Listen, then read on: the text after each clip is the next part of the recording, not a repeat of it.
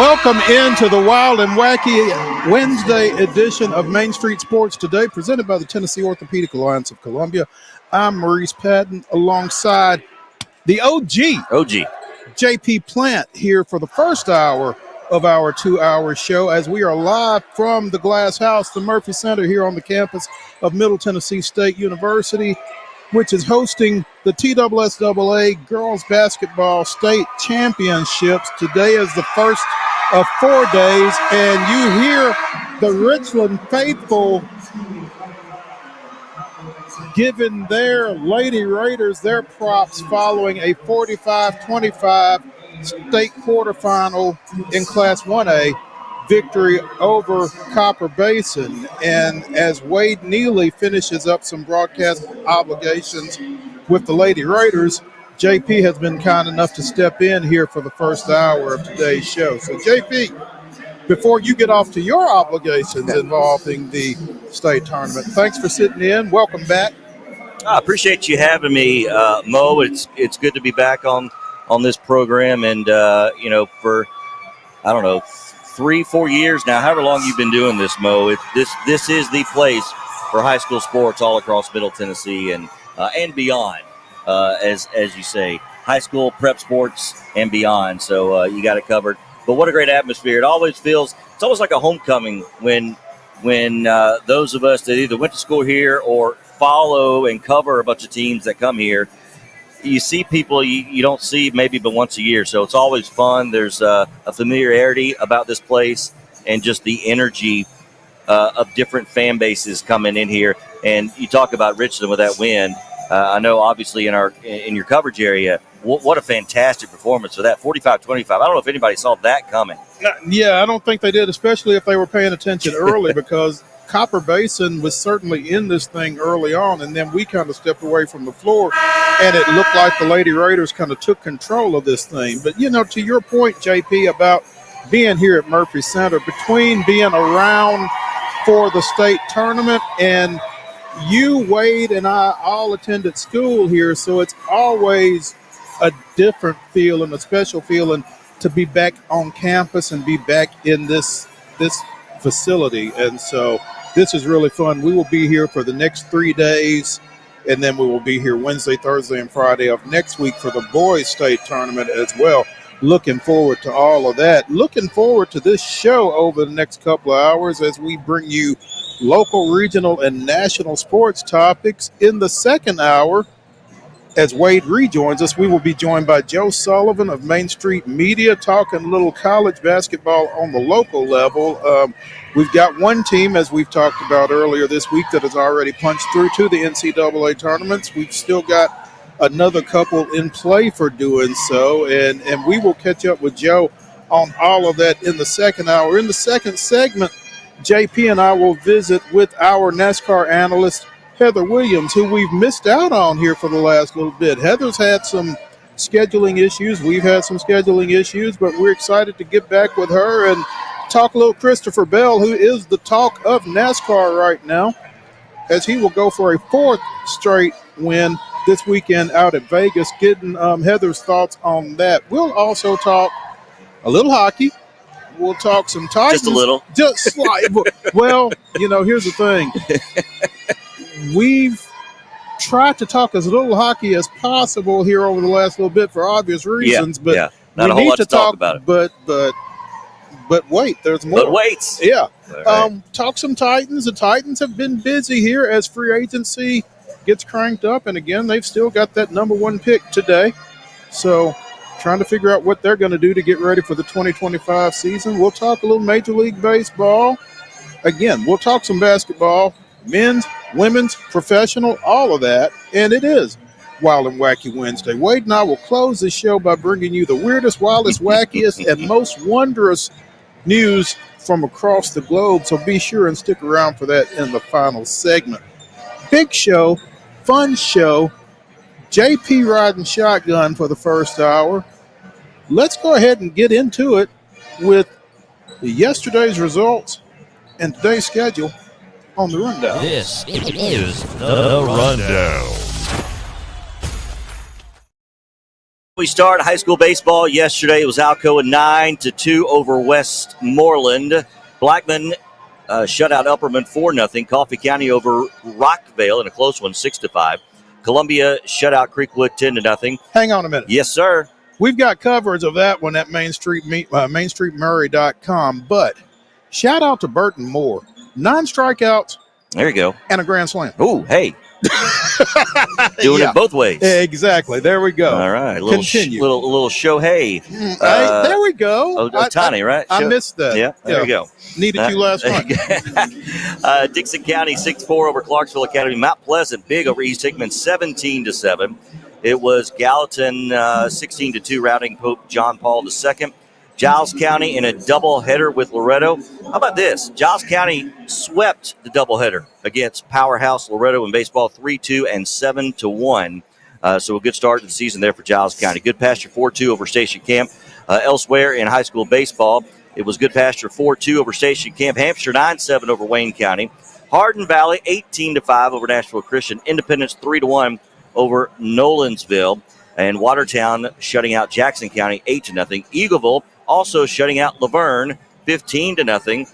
The little brother and the big brother, perhaps. Yeah, no That's doubt. a big win for Eagleville. Harpus 6-3 over McEwen. CA Columbia Academy with a big 3-1 win over Middle Tennessee Christian. And Lawrence County, Tennessee, in a tight one. A pitcher's duel falls to Muscle Shoals, Alabama, 1-0. It was CPA also playing an Alabama team, New Hope, but they win 18-4. Centennial 10-6 winners over Page. Ravenwood 13-1 over MUS. Battle Creek shutting out Santa Fe 16-0. Rossview 17-5 over Siegel. It was Stewart's Creek 3, Beach 2. Hampshire 8-2 over Wayne County. And Westmoreland 8-2 over Oneida. All of those high school baseball schools. In softball action on Tuesday, Coffee County with a 10-1 win over Siegel. It was Gallatin defeating University School of Jackson 11-5. Buckhorn out of Alabama 18, Gallatin 2. Woo! Woo! Softball or football, Battle Creek 21, Laverne 19. Laverne missing the 2-point conversion late there. Marshall County with a 15-2 win over Murfreesboro Central. It was Lewis County 9, Mount Pleasant nothing. Riverdale with a 13-3 win over Warren County. Spring Hill doubled up Santa Fe 12-6. And Smyrna edges Eagleville 4-3. In boys soccer on Tuesday, Riverdale with a 6-1 win over Battleground Academy. It was Blackman 3, Green Hill 2. Shelbyville blanks Columbia Central 1-0. Battle Creek blanks East Hickman 3-0. Community blanks Middle Tennessee Christian 4-0. Rockvale blanks Murfreesboro Central 3-0. Finally, Warren County with a 5-2 win over Spring Hill, and Webb School doubled up Columbia Academy 4-2. Women's basketball action yesterday from the Atlantic Sun Conference Tournament. Central Arkansas ends Lipscomb's season with a 70-65 victory on the ice, and we will talk more about this in a bit. The Nashville Predators extend their win streak to 4 straight with a 3-2 win at San Jose. All right, so schedule for today, of course, in high school basketball at the state tournament, just finishing up a score there as Richland over Copper Basin 45-25. Still to come later today. It'll up next is North Green and Greenfield. They're both on the floor warming up. And then later it is Loretto versus McMinn Central as the 2A bracket gets underway. East Nashville and Westview at 5:30. And how about that foursome? You put those combined records, it's quite impressive. It really is. A clear top and bottom bracket that, at least on paper, looks challenging. Summertown to Gatlinburg versus Gatlinburg-Pittman later on tonight at 7:15. Baseball action this morning. Christ Presbyterian faced off with Bob Jones out of Alabama. That was an 11:30 start. Also at 11:30, Austin out of Alabama and Gallatin hooked up. 12 noon start for Independence at Nolensville. At 1 o'clock, Lewisburg, Mississippi and Riverdale were facing off. At 4 o'clock, Ravenwood will take on Robertsdale out of Alabama. 5 o'clock starts for Kirkwood at Science Hill and Brentwood at Summit. At 6, it's Culleoka at Moore County. Hendersonville goes to Oakland. Beach plays Rockvale. Cleveland travels to Siegel. At 7, it's Heritage and Madison Academy. Also at 7, Lipscomb Academy takes on Ravenwood. And Page and Centennial are playing again today. Not sure what time, but it's in Cool Springs. There you go. And a perfect day for outdoor sports. Without baseball question. and softball. Absolutely. Softball action today at 5 o'clock. Battle Creek goes to Santa Fe. At 5:30, Tullahoma is at Blackman. At 6, Spring Hill is at Coffee County. And at 6:30, DeKalb County faces host Oakland. Boys soccer matchups, 7 o'clock. Cleveland is at Oakland. Women's basketball tipped off about 10 minutes ago. Kennesaw State and Middle Tennessee State are playing in the Conference USA Women's Tournament quarterfinals. Yeah, we're both efforting. And we're tied. We are tied 3-3 about 3 minutes into that matchup. We will try to keep you posted on that one as the day progresses. At the bottom of the hour down at Bridgestone, it is Texas and Vanderbilt in the opening round of the Southeastern Conference men's basketball tournament. Again, that's 12-seed Vanderbilt, 13-seed Texas. Tips off at 2:30. And in the association, the Utah Jazz come to the FedEx Forum taking on the Memphis Grizzlies. That is a 7 o'clock tip. You can see it on FanDuel Sports. Ladies and gentlemen, that concludes your rundown.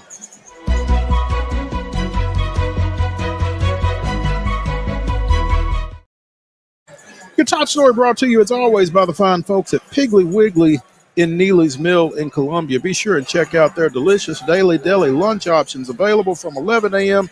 until 6 p.m. Also, their hand-cut meats and everything is cost plus 10% at the cash register. Piggly Wiggly, Neely's Mill, Columbia, bringing you our top story. As we mentioned, the Nashville Predators winning their 4th straight. They have only won 5 in a row once this season.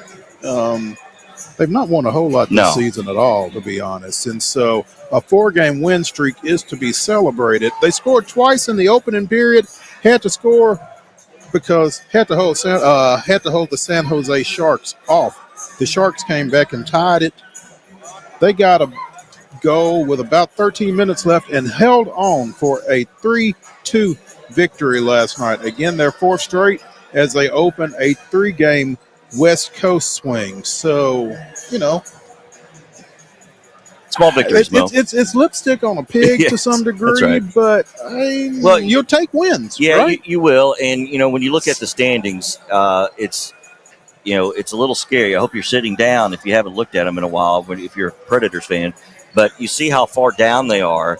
And all you hope is that they can start to play well at the end of the year and gain a little momentum and hopefully shift that tide, because, 3 or 4 seasons of this and you could start to lose a little bit of that fan base and that vibrancy that is the Predators on Broad at Bridgestone. So, just get a little momentum. It's still a fun event to go to in person.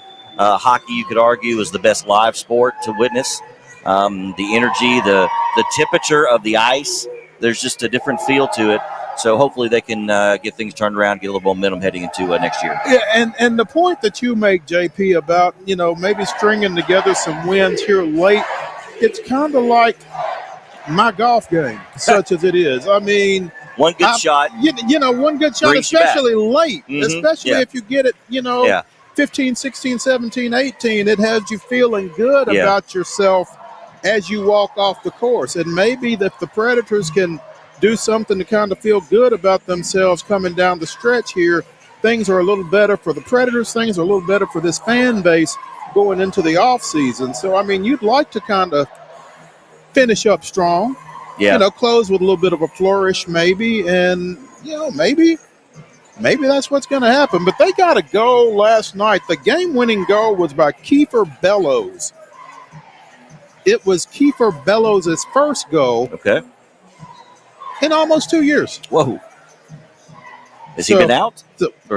Speaking of somebody feeling good about themselves, okay. I don't know what the full story is, but it was his first goal since March 25th, 2023, when he was a member of the New York Islanders. Okay. Following first period power play goals by Philip Forsberg and Steven Stamkos. Stamkos, I think, has got like a streak that he has scored in. He has been pretty prolific here over the last little bit for the Predators as they've gotten some things going. Again, this is their longest win streak since winning 5 straight from January 14th through 23rd of a couple of weeks ago, I guess. Well, So, you can abide by then what have you done for me lately? And so far, they've won 4 in a row. So you got to like that. I think that's about all that the Preds can say right now. We've won 4 straight. It's been a 4-game season. There you go. I like it. Just disregard those other. It's all about perspective, 60-something. It all really about is. perspective. Absolutely. Hey, let's take a break here on Main Street Sports Today, presented by the Tennessee Orthopedic Alliance of Columbia. When we continue from the Murphy Center here on the campus of Middle Tennessee State University, we will be joined by Heather Williams of WCYB-TV out of Johnson City, talking a little NASCAR. Stick around.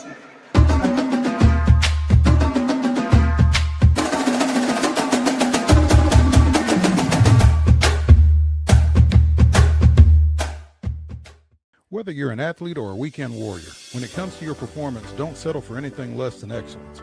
We're proud to announce that Mid-Tennessee Bone and Joint Clinic is now Tennessee Orthopedic Alliance of Columbia, where we are redefining sports medicine and orthopedics. Tennessee Orthopedic Alliance's team of expert sports medicine physicians understands the unique demands of your body. TOA Columbia specializes in personalized orthopedic care, offering state-of-the-art treatments for everything from sports injuries to joint replacements. Learn more at toacolumbia.com. Step into the Lionel retail store at Opry Mills, Nashville, and you'll be captivated by all the magic of the 123-year history of Lionel trains. Whether you're already a train enthusiast or just getting started, Lionel will energize your love for trains. NASCAR fan? Come check out your local Lionel station to learn all there is to know about model trains and die-cast NASCAR collectibles. Visit nashville.lionel.com or call 615-455-9399. Custom Stone Handler supplies over 600 distributors and suppliers with quality stone products. Along with River Stone, we produce and distribute over 100 building, landscape, and other bulk products. Our goal is to provide quality products, service, and partnerships to ensure our customers' success. We firmly believe that the measure of any person or company is how they treat other people and customers. Give them a call at 931-490-4990 or visit CustomStonehandlers.com.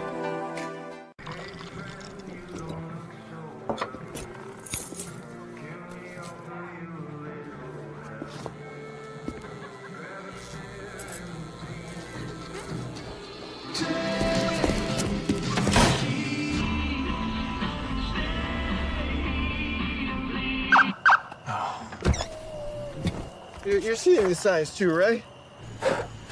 What signs? So Busy Bee is a very close-knit family. We fight just like every family does. We have arguments, but we always come out with a solution to the problems. We don't just fight about what we want, we fight about what customers need. We want to make sure that every customer we go to is more than satisfied. And that doesn't just start whenever we show up at their door, that starts when we show up every day at work. We want to make sure that we are serving our customers to the best of our ability.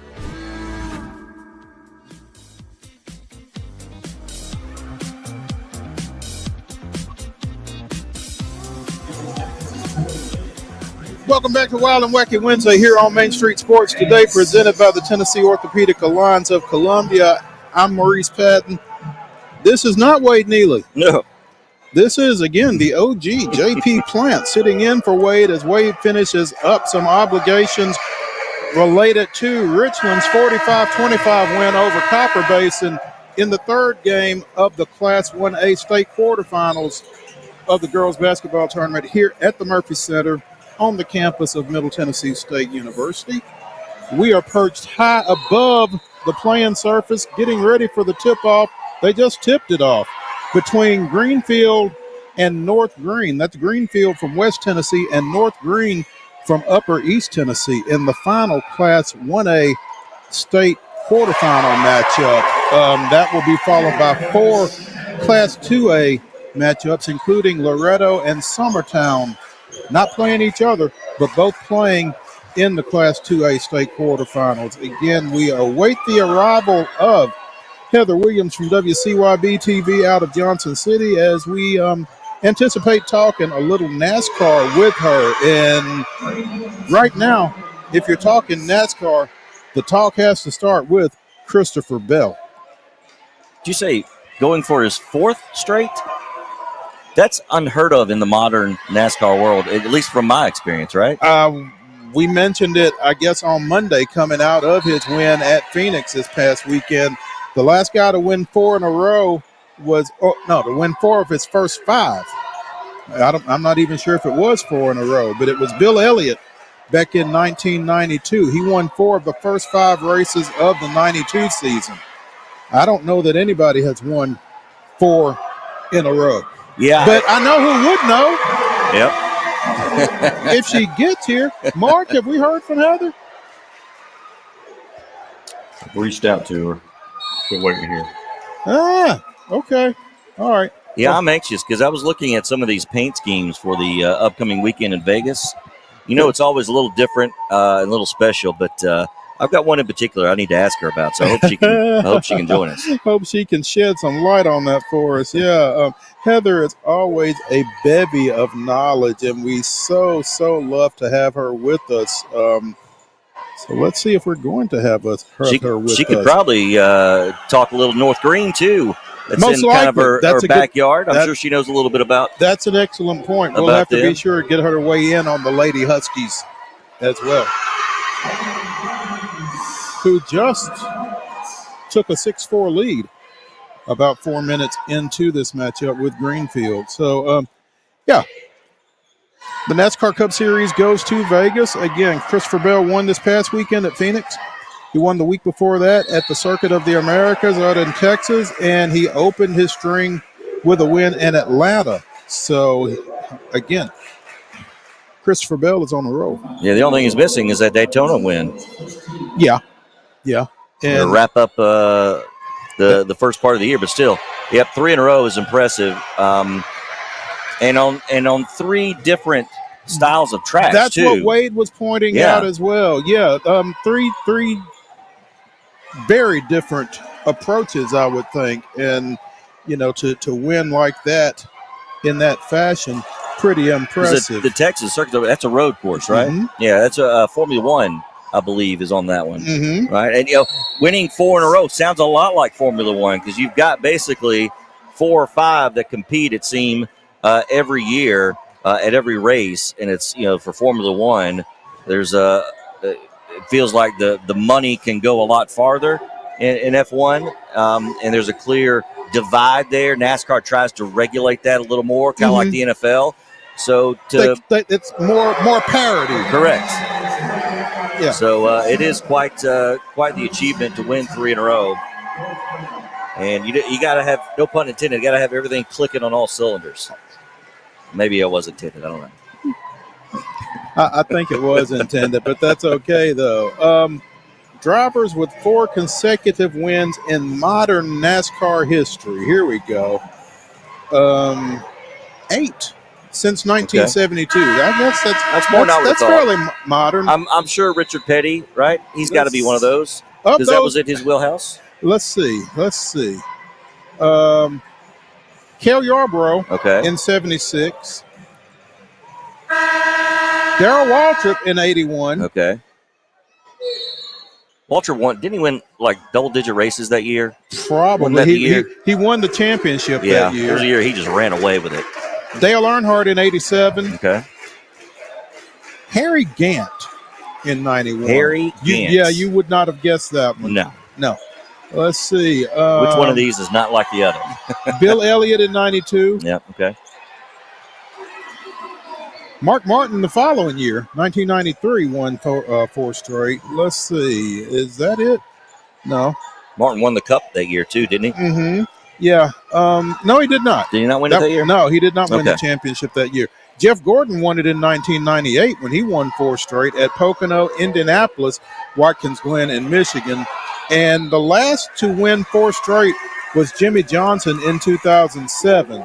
And let's see, of the 8 racers that won 4 in a row, 5 of them did win the championships that year. Yeah, it's a good harbinger. You would think. Again, Yarborough won the Cup Series in 76 when he won 4 straight. Waltrip did in 81. Earnhardt did in 87.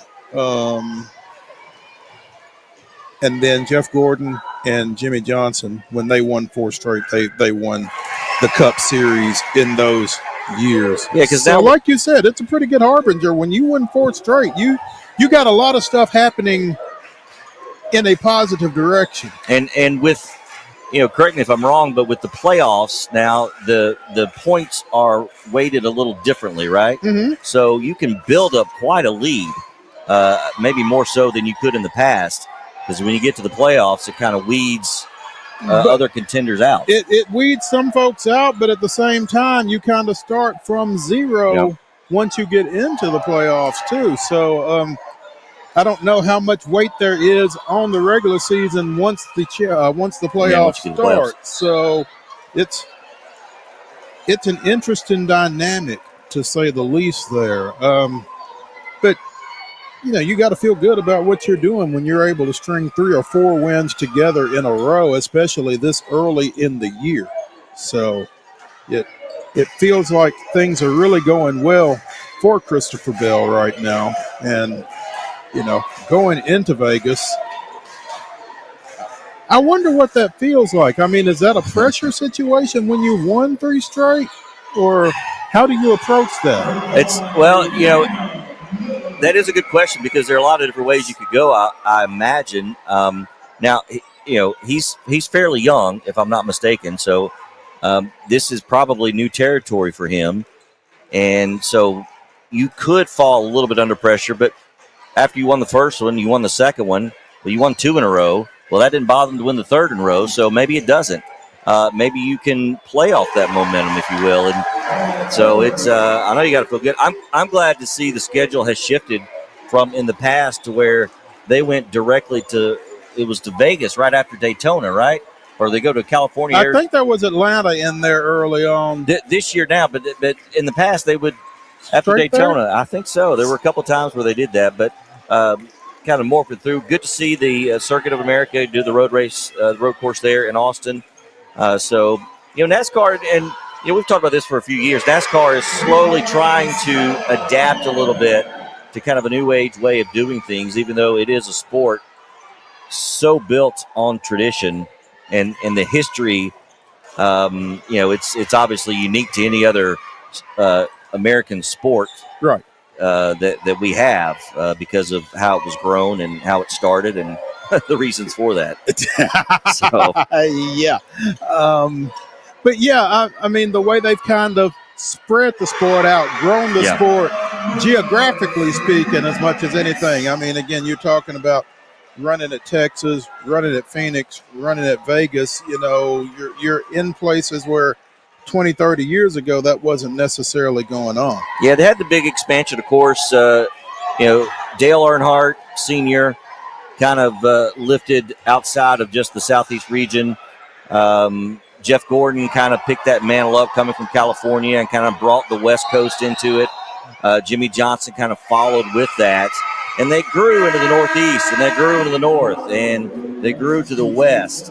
And I think for a time there, they felt a little too much like the NFL, that too focused on growing just for growth's sake and not adhering to, your bread and butter. Mm-hmm. And so it's good to see that they've tried to come back to a couple of old traditional tracks, and they've tried to go where the people are, where the fans are, right?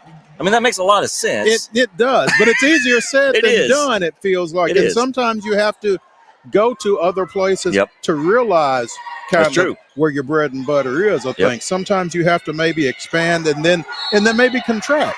Because, and make a couple of mistakes, fall on your face a little bit and realize, okay, this is where our people are, this is where we need to be.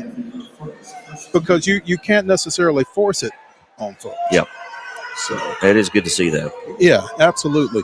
I'm not, I don't like to be negative, but I'm not feeling good about getting Heather. Well, since we may not, I do have to bring this up. As we were prepping for the NASCAR conversation, looking at the paint schemes, because that's a big thing. It's kind of like the Oregon uniforms in college football. What's 20 Oregon years ago. wearing this week? Yeah. So NASCAR is and that makes total sense. I love it. There is John Hunter Nemechek, will drive the number 42. Get this. The number 42 Backstreet Boys Toyota.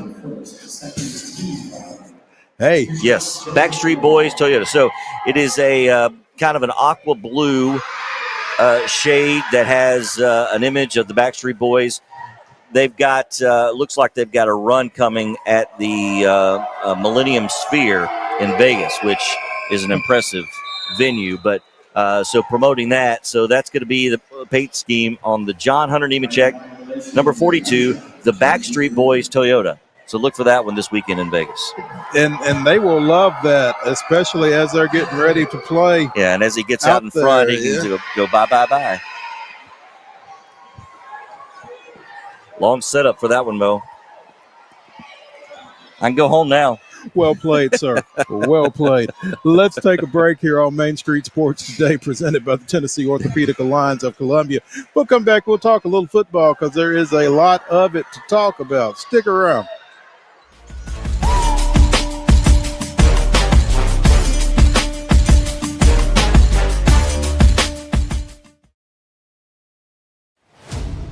Only in Smashville are opponents welcomed with some good old-fashioned Southern hospitality.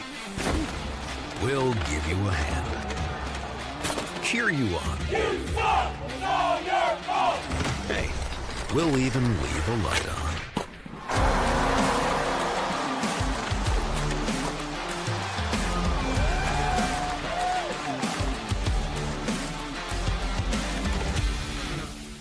At Delta Dental of Tennessee, we know our success begins and ends with providing superior quality service, and that includes serving those who need it most. This year, we're celebrating 25 years of giving back to the community we call home. Delta Dental, along with our Smile 180 Foundation, supports Tennessee's dental colleges and oral health education, children's hospitals, free and reduced cost dental clinics, and other like-minded charities. Here's to the next 25 plus years of ensuring healthy smiles.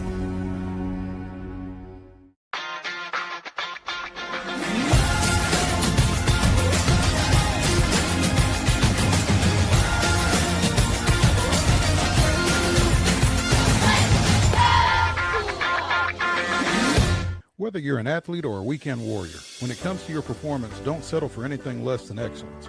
We're proud to announce that Mid-Tennessee Bone and Joint Clinic is now Tennessee Orthopedic Alliance of Columbia, where we are redefining sports medicine and orthopedics. Tennessee Orthopedic Alliance's team of expert sports medicine physicians understands the unique demands of your body. TOA Columbia specializes in personalized orthopedic care, offering state-of-the-art treatments for everything from sports injuries to joint replacements. Learn more at toacolumbia.com. A game without a crowd is just a scrimmage. A performance without an audience is just a rehearsal. Without your presence, high school sports and the performing arts aren't possible. Ensure that these essential extracurricular activities continue to enrich the lives of students in Tennessee. Purchase a ticket to your local high school's game or performance. This message presented by the TSSAA.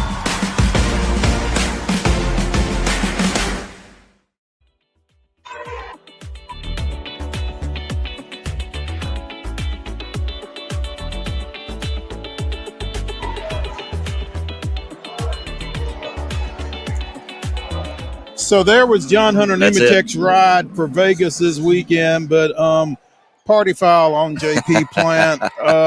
It was not the Backstreet Boys that did Bye Bye Bye. It was In Sync. But there still a boy band of the era. Yeah, you'd see one boy band, you've seen them all. Yeah, and you know, unless you're an avid fan of either of those, you may not have known. It's an easy mistake to make, but so it instead, was made, and we do need to acknowledge it. So instead, something like "I want it that way." As you get out in the lead, I want it that way. That's what Nemechek is going to be saying. I want it that way, or everybody get to the back of the bus. Get behind me. Rock your body as you out there on the asphalt. Quit playing games, Mo. Quit playing games. Let's get down to racing. JP Plant sitting in for Wade Neely while he finishes up coverage of Richland's. Wade would have known. Wade would have known. Would have known. Yeah. He would have corrected me on the spot. Wade would have known. Yeah, Wade knows his NSYNC boy versus bands. He does. Yeah, Wade would have known that. Yeah, so we're a little bit out of that realm.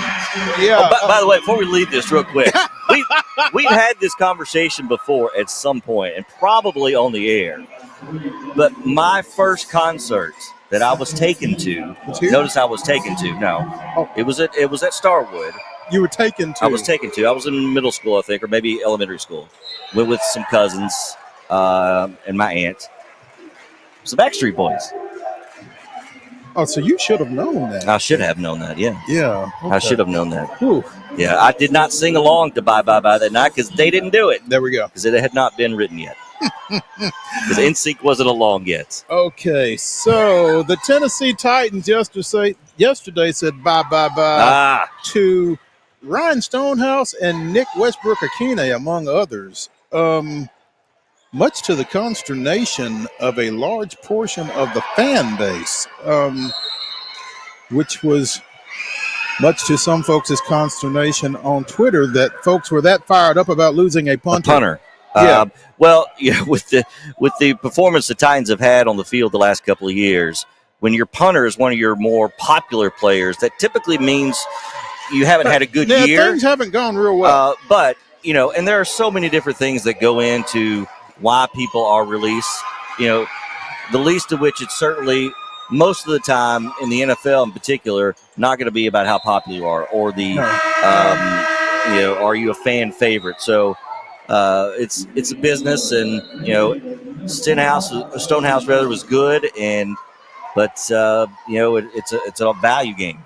Well, yeah, and so the Titans kind of did us dirty on that situation because news got out that Stonehouse was not going to be tendered as a free agent, and then there was a lengthy delay before it got out that they would be signing Johnny Hekker, formerly of the Rams, most recently of the Panthers, I think. And I think if they had come out at about the same time or closer to the same time, then folks would have felt a little bit better about the situation. But when you look at the situation as, Stonehouse probably one of the best guys in the league at his position. I mean, this team is already bad enough. And then when you actually let somebody who's good at what they do go, then it starts, you're trying to figure out what is the sense of this. But Johnny Hekker is coming in again. He was with the Panthers this past year. The Titans' new special teams coordinator was with the Panthers last year. They've got some familiarity with each other. He's got some familiarity with Hecker's game. And for everything that Stonehouse did, I guess a strong leg can be a drawback when you're a punter, because one of the knocks on Stonehouse was that he was out kicking his coverage. Yes. That could be a detriment. Apparently. Who knew? Yeah. Who knew that long punts were a bad thing? I know, right? It's a crazy game, of course, and familiarity, as you mentioned, and with the shake-up in the front office, the coaching staff, all of these people, especially when they're new, they try to go with what's familiar and what they know. And there's nothing wrong with that. I mean, everybody does that, in this type of world anyway. So it's, but it is kind of sad to see one of the positive spots on an otherwise not so positive, less than average team, and it has nothing to do. Well, I mean, I guess they're saying it's the performance, but not what you would typically think. Right. Typically, with a punter, you would think a bad performance is not punting long enough. Well, apparently, also there were some concerns that Stonehouse was more focused on distance than he was on direction. And by being more directional, he could have better helped punt coverage. Yeah. Meanwhile, I misspoke. Special teams coordinator John Fassel and Hekker were together with the Rams, not with the Panthers this past year. But they have a history, and it feels like maybe that history has played a role in this move here. As Ryan Stonehouse is out, Johnny Hekker is in as a free agent. Again, Nick Westbrook-Akine also out, having signed a 2-year, $6.5 million deal with the Dolphins. And again, another fan favorite, but a productive fan favorite. I believe he led the team in touchdown receptions this past year with 9. Yeah. Well, as the new voice of the Vols says, all he does is catch touchdowns. All he does is catch touchdowns. and again, sort of like long punts. Who knew that was a bad thing? But he has, again, he signed with Miami. He'll probably be their number 3 behind Tyreek Hill and Jalen Waddle, and he will probably thrive in that position. Meanwhile, the Titans, all they've done is bring home another local favorite, former Ravenwood standout, Van Jefferson, who has been all over the league, most recently with the Steelers. I think he had 24 catches for a little less than 300 yards this past year, 2 touchdowns with the Steelers. But, I mean, again, when you're in the same receiving core with the kid from Georgia who I just went blank on, George Pickens, not a whole lot of catches to go around there probably in Pittsburgh. But it's good to have somebody with local ties. I mean, you know, the organization can always play on that, and as you bring somebody new, you get family coming to the games, and you know, maybe a bit more marketable in the beginning. So that could be a positive for the Titans. In his second season in the NFL, Jefferson 50 catches for 802 yards, 6 touchdowns. Since then, he has not had more than 24 catches or more than 400 yards in receiving, but hopefully can help out behind Calvin Ridley and whatever else the receiving core looks like now that NWI is gone. And I guess Traylon Burks is still around, maybe.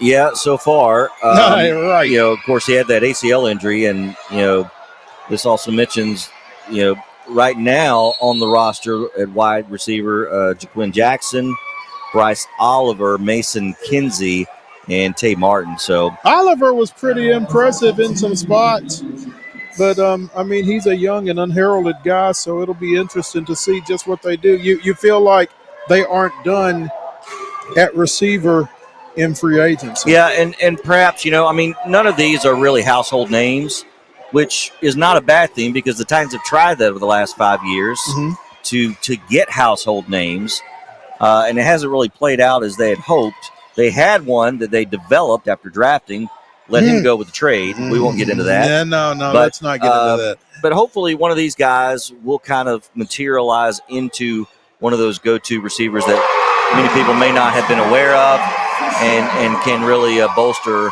that receiver core that looks to be kind of still some moving pieces. In flux. In flux, yes. Yeah, it's a fluid situation. It's a fluid situation. Speaking of OGs, former Panther safety Xavier Woods is under contract to the Titans, 2 years, $10 million. That's good money. Played in 100% of Carolina's defensive snaps last year. 100%. That's all of them. That may not be a good thing. Well, I mean, it speaks to his durability. Durability, I guess. yes. Well, and you can't put one person on a, you know, the reason for a poor performance. However, I see where you're going. No, that's good. You know, you want durability, and hey, bring them on. Yeah, everybody deserves an opportunity. Well, and the safety was a position of need alongside of Amani Hooker. They needed somebody back there, and so you feel like this may be a little bit of an upgrade there. Again, a guy who was invaluable to a not great Panthers team. So, well, and make of that what you will. Yeah, he does bring experience. Drafted in 2017, has spent time with the Cowboys, the Vikings, and as you mentioned, the Panthers, and has is I guess somewhat known a history to be aggressive and can hit hard. Got a couple of fines for that, so so maybe not all a bad thing. You want a thumper at that position, absolutely. So elsewhere across the NFL, again, as free agency cranks up here in the offseason, there was an interesting picture on Twitter last night that DeAndre Hopkins took about 5 years ago with Derrick Henry and Lamar Jackson and asked, how many touchdowns could this trio create? Well, we're getting ready to find out. Because DeAndre Hopkins signed a one-year deal with the Ravens after playing in the Super Bowl with Kansas City this past season after opening the season as a member of the Tennessee Titans. 5 starts with Kansas City, 41 receptions, 437 yards, 4 touchdowns. That's productive in a short period of time. He still has production. There's no question. Another veteran, obviously, and with what that running game did for Baltimore by having Henry in the backfield along with Lamar Jackson, can you imagine how free-flowing DeAndre Hopkins is going to be in the secondary? And how much fun he's going to have? You ain't got no safeties to worry about because they're all coming up for 22. Yep. So what a perfect spot for him to land and for Baltimore. And I tell you, and here's the thing. You feel like, again, in 10 games, he caught 41 balls for Kansas City. You feel like there's still some tread on that tire. Yeah, absolutely, especially if you're not the go-to volume catcher, which he hasn't been. He wasn't for the Titans, and he's not going to be expected to be. And he won't be there. No. Because you've got the tight end, Mark Andrews, who's going to be looking to redeem himself. Yep. And you've got some other young guys out there on the perimeter in addition to Hopkins who can really help bring those guys along for one thing. But, again, he's not just there for that. And he's gonna be productive in that offense. It's going to be fun to watch. What an exciting team that has become. Of course, for those of us that follow the Titans and Derrick Henry, you pick up on maybe some other teams of some former players that you may like to watch. Mm-hmm. The Ravens were one of the first, and they are a fun team to watch, and that's going to be even more fun. Yeah, I mean, it's almost like giving Patrick Mahomes another weapon when Buffalo traded them that pick that turned into Xavier Worthy. Now you've given the Ravens another weapon with Lamar Jackson and what he can do with his feet and with his arm, and now you've got somebody else for him to throw it to. Yeah.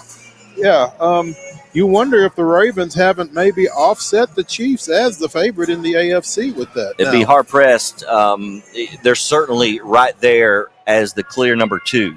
I think they may have jumped Buffalo from that perspective. Well, Buffalo saying, hold my beer after signing Joey Bosa, formerly of the Chargers, to a 1-year, $12.6 million deal. And I guess he kind of slots in there where Von Miller was before they released him late last week. Or announced his release late last What a great week. pickup for them, obviously. And he's got a motor. And if Bosa could stay healthy, he's got that he's like the Watts. TJ and JJ, just a motor that never quits, and has the willpower just to keep moving.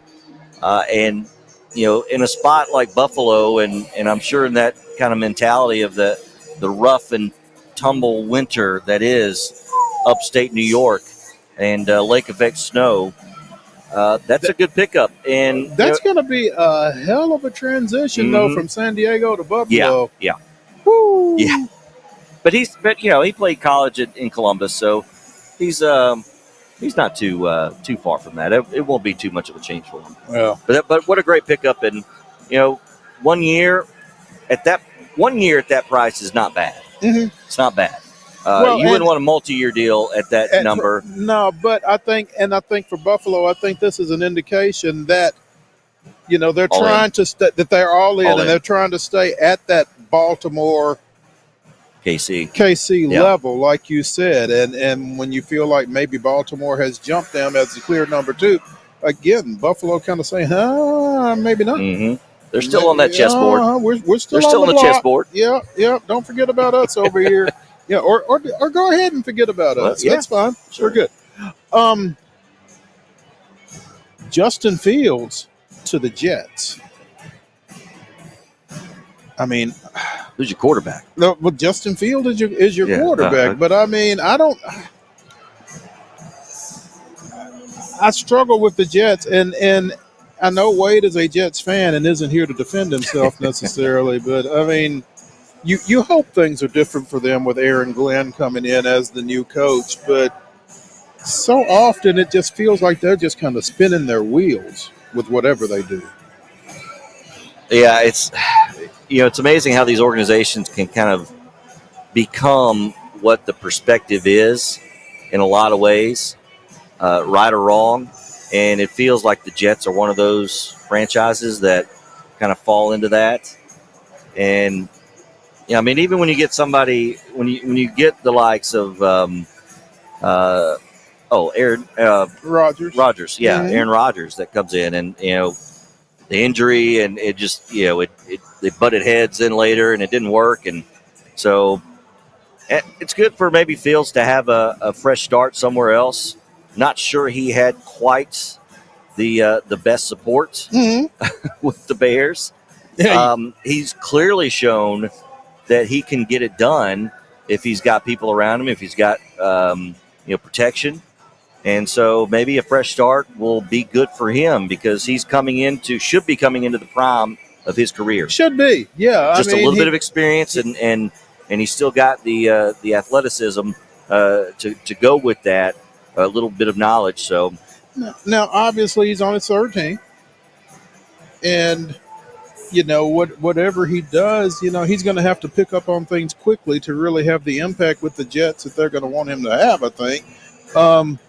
That's a pressure cooker, though. There, that's the only downside to it. And there's really no room for error in New York. It doesn't feel like. But the good thing about it is, again, Aaron Glenn, the new coach of the Jets, was defensive coordinator with Detroit when Fields was in Chicago. So he's got some familiarity with him, and maybe that will help in trying to take advantage of his strengths and get away from his weaknesses and that kind of thing. But 2 years, $40 million, 30 guaranteed for Justin Fields. And, it seems like he is coming along in his game. Only averaged a turnover on 0.8% of his plays with the Steelers this past year after a 2.8% turnover ratio with the Bears over 3 years. So taking care of the ball, which, as renowned offensive coordinator David Cutcliffe and many others would tell you, any play that ends with you still in possession of the football is a good play. That's a good play, absolutely. So hopefully that will help him in his progression with the Jets as they try to cut down the gap between them and the Bills and Dolphins, I guess, or increase the gap between them and the Patriots. Yeah, it's not an easy division, of course, and but that not AFC, as hard as it has been. No, that's true. Yeah, I mean you don't have Brady up in Boston, so you got that going for you. But as we've come to see with the NFL, the parity always finds its way for the most part, with very few exceptions.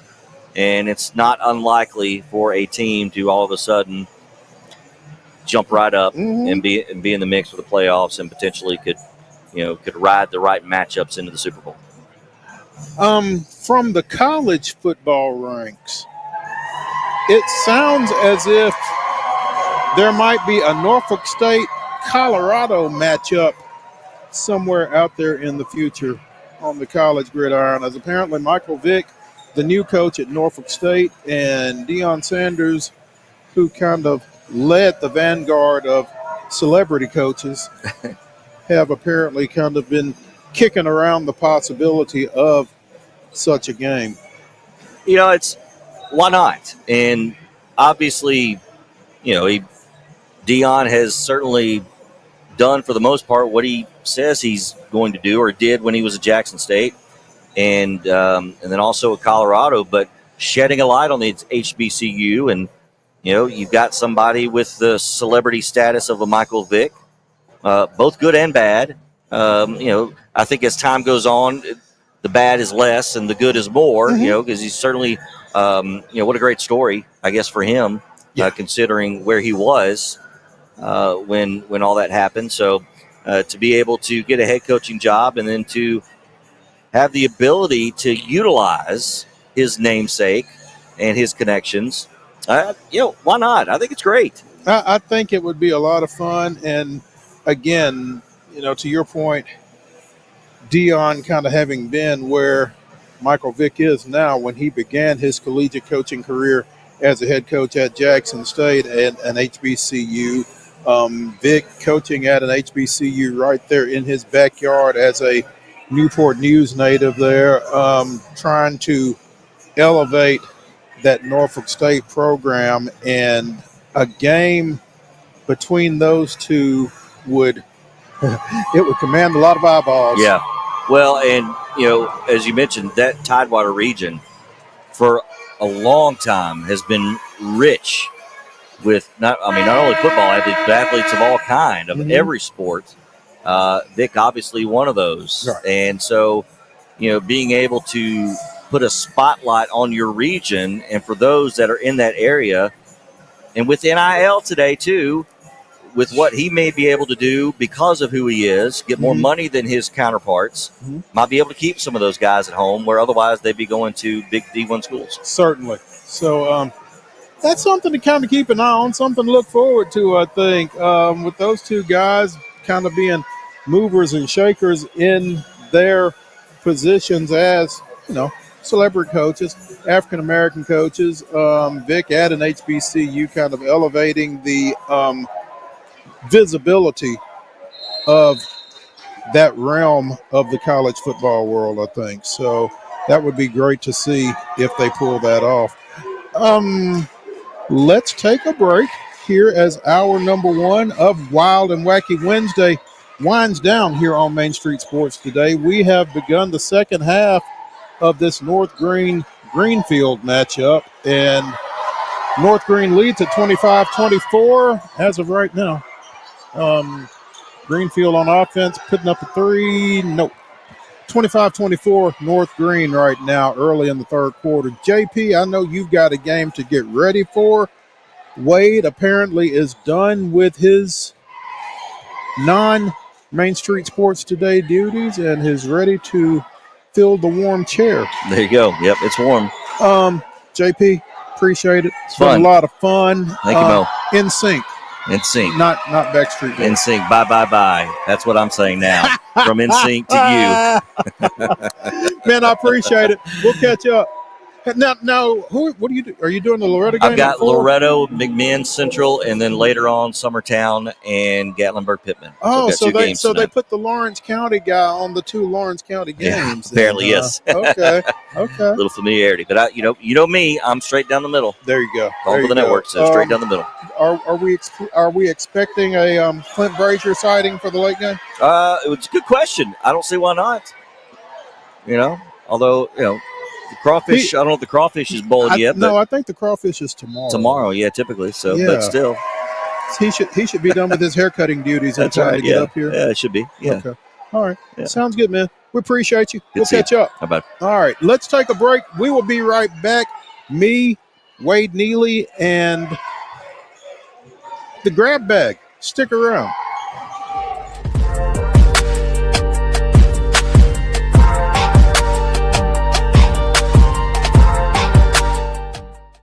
Hi, I'm Dr. Vilay Saisuka, CEO and founder of Premier Foot and Ankle Centers of Tennessee here in Murfreesboro. We offer foot and ankle care from ingrown toenails to diabetic foot wounds. We also fix ankle fractures and things like that. Call us today to schedule an appointment. We look forward to seeing you. Because here at Premier Foot and Ankle, we believe that The journey begins with happy feet. Whether you're an athlete or a weekend warrior, when it comes to your performance, don't settle for anything less than excellence. We're proud to announce that Mid-Tennessee Bone and Joint Clinic is now Tennessee Orthopedic Alliance of Columbia, where we are redefining sports medicine and orthopedics. Tennessee Orthopedic Alliance's team of expert sports medicine physicians understands the unique demands of your body. TOA Columbia specializes in personalized orthopedic care, offering state-of-the-art treatments for everything from sports injuries to joint replacements. Learn more at toacolumbia.com. Jones & Lang Sporting Goods here in Columbia has been outfitting teams, officials, and anybody else from T-ball to college for 50-plus years. Be sure and check them out at 931-388-8060 or online at jonesandlang.com. Jones & Lang Sporting Goods, the look of a winner. Zion Christian Academy, zioneagles.org or 931-388-5731. You can schedule your appointment. Go tour their campus. It is beautiful over there, and you're definitely going to want to see it. Again, it's zioneagles.org. Give them a call, 931-388-5731, and schedule your tour today. Custom Stone Handler supplies over 600 distributors and suppliers with quality stone products. Along with River Stone, we produce and distribute over 100 building, landscape, and other bulk products. Our goal is to provide quality products, service, and partnerships to ensure our customers' success. We firmly believe that the measure of any person or company is how they treat other people and customers. Give them a call at 931-490-4990 or visit CustomStonehandlers.com. Piggly Wiggly, located in Neely's Mill Shopping Center, is Columbia's locally owned and operated Cost Plus 10 grocery store dedicated to serving the community with low prices and smiling faces. Piggly Wiggly offers fresh, hand-cut meats daily as well as daily hot plate lunches from their deli counter. You're certain to see smiling faces and a helping hand when you're here at Piggly Wiggly. Come by and check out our fresh produce, high-quality meats, and more. Down home, down the street, we'll see you at the Pig.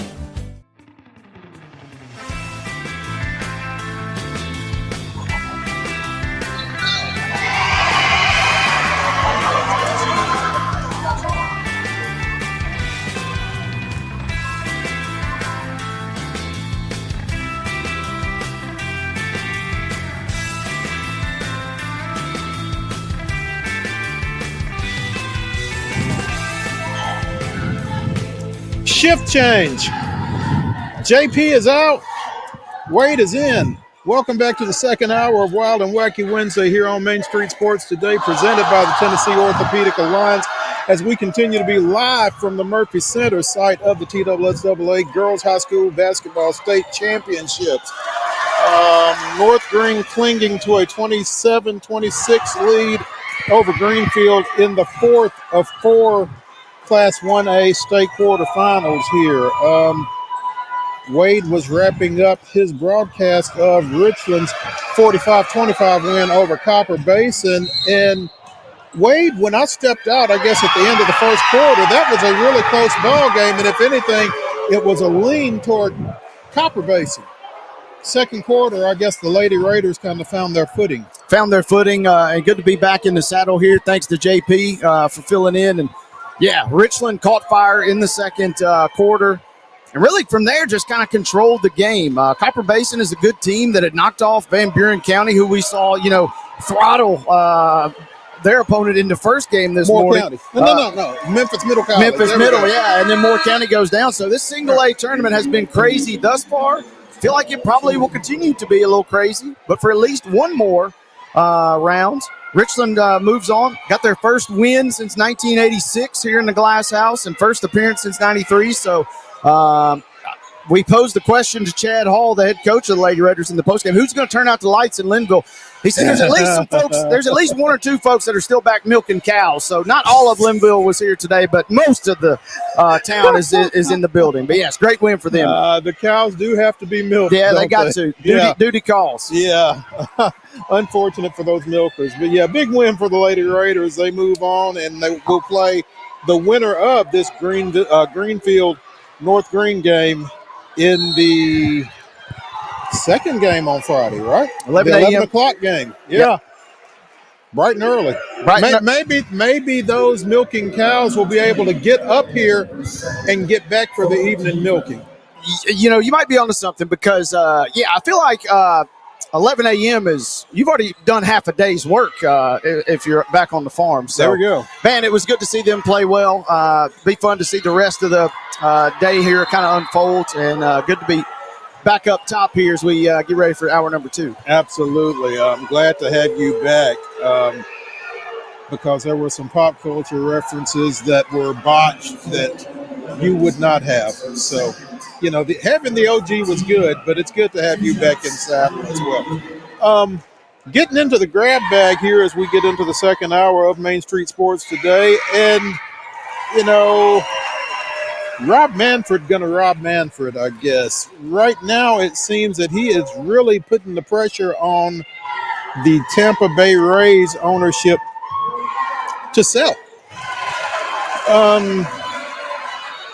The stadium situation down there, maybe they're going to get a stadium built, maybe they're not. The stadium that they were in was virtually destroyed by some weather, hurricane, and that kind of thing. And so a sale is not close, but several groups with Florida ties have expressed interest in the team, according to The Athletic. So, they don't want to sell, but there's people that want to buy. It feels like the Rays kind of, rightly or wrongly, are perpetually in this situation. It feels like their franchise is always in flux, whether, it's in the lean years, kind of early, or, kind of through some of their successes that they've had. It just kind of feels like there's always something going on with them. But yeah, Manfred, like you said, finds a way to just kind of casually insert himself into some situations, right? Yeah. Stuart Sternberg, who has owned the team for 20 years or so, maybe more than that, has been trying to get a new stadium for the bulk of that. And with the damage to Tropicana Field from Hurricane Milton, the situation has really kind of come to a head because, again, they're going to play their home games at Steinbrenner Field, which is a spring training facility, the New York Yankees spring training facility for the upcoming season, because Tropicana is not inhabitable, basically. And they thought they had a agreement in place for a new facility, but I don't know if that has fallen apart or if it's on hold or what exactly the situation is right now. But the Rays are in flux, as you said. It just kind of I don't know. It just feels like they always seem uneasy. I mean, we've even heard recently, relocation. They're not necessarily, feels like, ever safe. It feels like if there's a team that is going to talk about relocate, they're always in the mix, whether that's true or whether that's, just kind of hearsay. It just feels like they're getting brought up.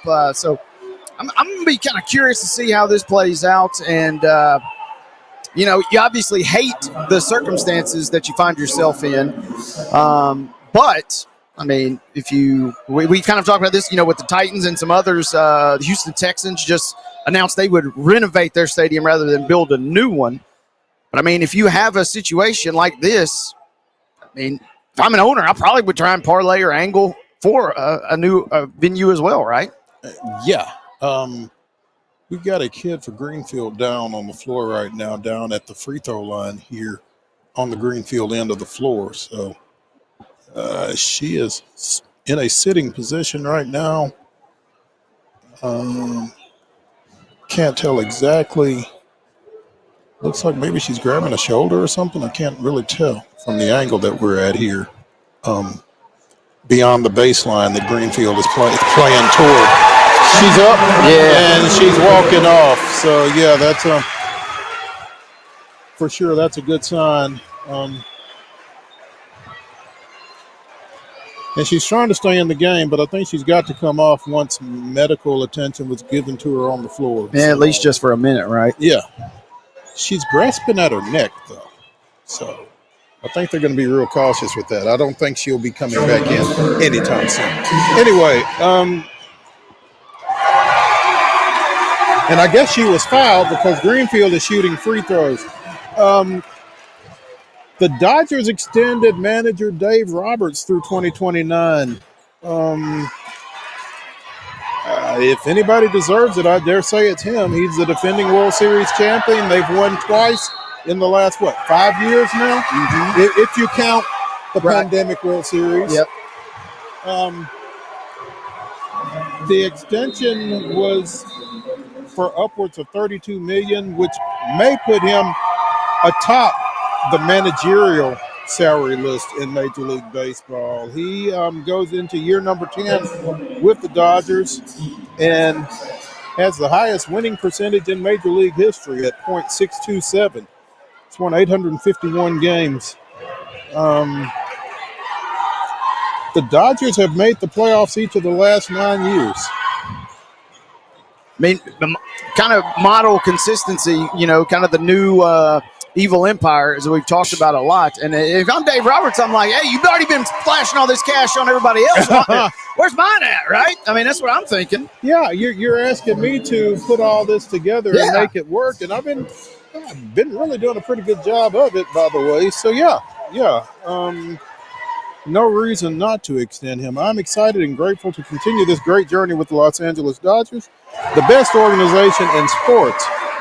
Building my relationships with the players and the fans has been one of the most rewarding experiences of my life, and it's a privilege I do not take lightly. So, good for him. Dodgers open the season a week from today in Tokyo against the Cubs. Get some early action. Expectations obviously through the roof for them. Be interested to see, kind of getting things going, and then, eventually make your way back stateside. But yeah, nice, healthy payday. That big way I'm looking at it. I'm like, hey, you've already thrown all this money to everybody else. Where's my love for this? And obviously got the numbers, not just this year's championship, but obviously the other bona fides to back that up. The man deserves some love, and has apparently received it in the form of a 4-year, $32 million extension. So yeah, good for him. From Bridgestone Arena, 10:23 remaining in the first half. It's number 13 seed Texas 15, number 12 seed Vanderbilt 9. Vanderbilt won this matchup during the regular season, right? Yeah, and I've mentioned I'm the neutral. I'm Switzerland in a 3-man group chat with a diehard Vanderbilt fan and a diehard Texas fan. So I have not dared to open that one today because I'm sure the love, for lack of a better term, is not flying. That'd be a nice win for Texas. I don't know what that number is, or can they really make a run and kind of feel good about their chances come Selection Sunday? But obviously you got to win at least a couple, you think, and Vanderbilt kind of standing in your path at the moment. That'll be interesting to keep tabs on as we continue second hour. I think it'll be interesting to keep tabs on, and I think it'll be interesting to keep tabs on Trey Johnson, Texas's electric freshman, and just how much rain they give him in this ball game. I mean, because you might need him to go get 35 or 40 to have a chance to win this ball game. I don't know what he's done to this point. Again, Texas leading 15-9 midway through the first half. But was there earlier games as well? I feel like I've lost all track of I space believe there and time. was an earlier game. I think it was Arkansas and South Carolina, and I've not checked that result. Trey Johnson, 1 of 4, 2 points for Texas early on. Arkansas knocks off South Carolina 72. Close game, though, 72-68. Oof. That's a little closer than Arkansas would have liked, but that's certainly a much-needed victory for the Hogs. Yep, step in the right direction. That's good. Yeah, we've talked so much about it's going to be a fun tournament. The real interesting thing, there's a lot of, question or chatter coming into Bridgestone Arena this week. If you're Auburn, you're banged up. You pretty much have the overall number 1 seed pretty much locked up. You think? You don't think Duke makes a charge for that overall number 1? I feel like if Auburn plays and crashes and burns, lose their first game, Duke maybe wins the title, then we can talk. That feels like the calculus that needs to happen there. But we've got Jerry Palm tomorrow, by the way, at 3:20. So we'll get our final bracketology talk before the brackets are actually announced over the weekend. So yeah, hang on to that calculus because we'll ask him about that. That's what I'm wondering, though, right? So that begs the question: does Auburn consider, you don't want to throw the game, but do you give Broom the night off because he's, by his standards, not been up to – he had an electric performance, obviously, versus Alabama, but his 2 prior games looked kind of a little like he was going or battling still through something. So that begs the question. Just something to think about as this week goes along. I'm of the opinion you still just keep going what you got. And whatever happens. Because you catch – I mean, they kind of need wins, right, after losing a couple times to close out the regular season. You don't want to roll in on a – bona fide legit losing streak. Right. I just found that kind of discourse online a little interesting. It is interesting. What is not interesting is the women's quarterfinal matchup in the Conference USA tournament. Middle Tennessee State leaving no doubt. The number 2 Lady Raiders up 51-23 on 7 seed Kennesaw State with 4.5 minutes left in the third quarter down in Huntsville. Taking care of business. That's hopefully the type of report we get every time they take the court, right? Right. If you're a fan of the Lady Raiders, that is no news is good news type situation. Mm-hmm. Systematic destruction is kind of your expected or intended result every time. And yeah, the only thing that could be unexpected would be bad. Right. So let's just roll with the expected right now. Again, as we talked to Chip yesterday, a couple of first-teamers on the Conference USA all-conference team in Anastasia Boldareva and Tamia Scott, who, again, you would have thought would have been in play for Player of the Year, but the young lady from New Mexico State kind of slipped in and got that. But they are taking care of business again. 51-23 with 4:20 to go in the third quarter down in Huntsville there. They will get a day off once they win that one, come back and play in Friday's semifinals. Big matchup in the NBA tonight. Thunder, Celtics in Boston. OKC goes in at 53-12 overall. Boston 47-18. Obviously, it goes without saying, this is a potential NBA Finals precursor. It sure feels like it. Boston is a slight favorite tonight. Pulling this up, looks like Vegas has them by about 2.5. I think it'll be a great game. It's one of those interesting ones too. I feel like both teams will go for it tonight, but everybody kind of likes to keep their secrets kind of close. And considering you potentially could have 7 games in the finals with these guys, I'll be fascinated to see if they kind of really play all their cards tonight. It should be a fantastic game, about as electric of a regular season showdown as you can get. Schedule makers kind of maybe knew what they were doing. The script is playing out nicely. Sometimes you get lucky. Yeah. Sad news out of Louisville yesterday. Former U of L standout Junior Bridgman, who went on to enjoy a lengthy career in the NBA and then a fantastic post-plan career in the business world, turned himself into a billionaire who went back and purchased a portion of the Milwaukee Bucks, for whom he once played. Died at the age of 71, apparently suffered a heart attack at a fundraising luncheon there in Louisville and passed away.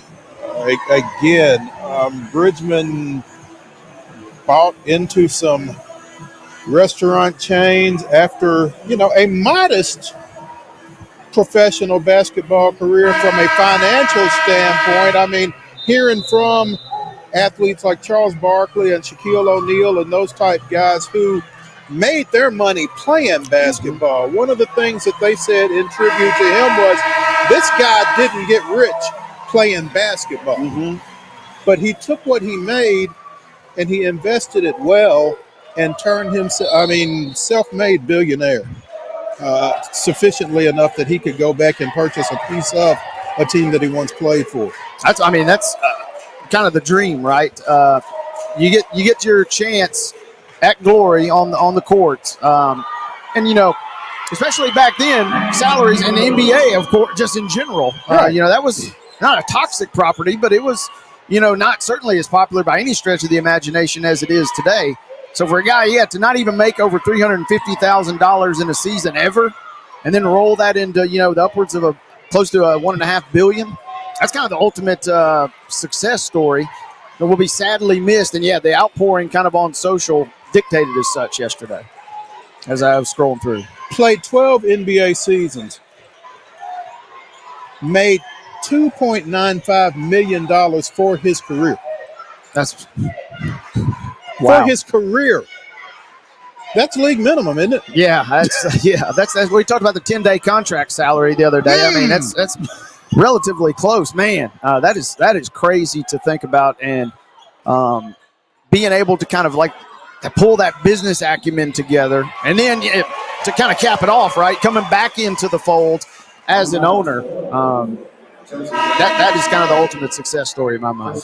Made $2.95 million for a 12-year career. Never made more than $350,000 in a season, but at one time he owned more than 450 restaurants nationwide. He was a Coca-Cola bottling distributor.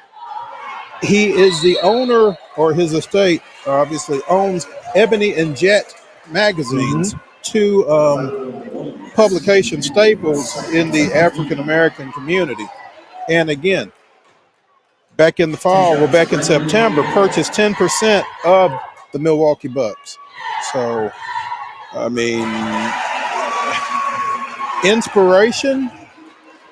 Yeah. Somebody that every professional athlete should be looking up to. And as Barkley said in a piece that I was listening to, it's unfortunate that this opportunity has been lost, but this is a guy who should have been speaking to every NBA team about, how to handle your money, what to do with your money, how to be smart with your money, and the realization that this is a vehicle. This isn't the end. You can use this because chances are by 30, you're going to be out of the league. What are you going to do from there? And a real success story for a lot of folks. Died at the age of 71 and will certainly be missed. Certainly did not want to miss the opportunity to acknowledge the passing of Junior Bridgman here on Main Street Sports Today. Let's take a break on Wild and Wacky Wednesday. In our final segment, Wade and I will bring you the weirdest, wildest, wackiest, and most wondrous news from across the globe. But in our next segment, we will visit with Joe Sullivan from Main Street Media, talking a little local basketball. So stick around after the break.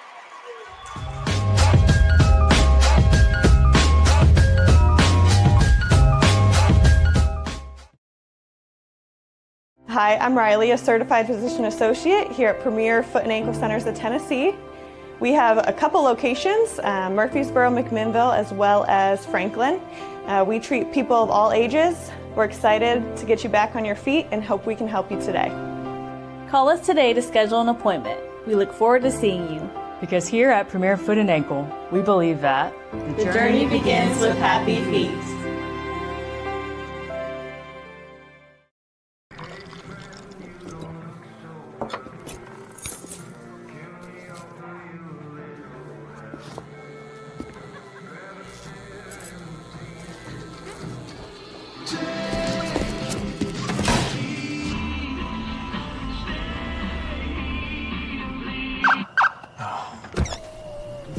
You're seeing the signs too, right? What signs? Whether you're an athlete or a weekend warrior, when it comes to your performance, don't settle for anything less than excellence. We're proud to announce that Mid-Tennessee Bone and Joint Clinic is now Tennessee Orthopedic Alliance of Columbia, where we are redefining sports medicine and orthopedics. Tennessee Orthopedic Alliance's team of expert sports medicine physicians understands the unique demands of your body.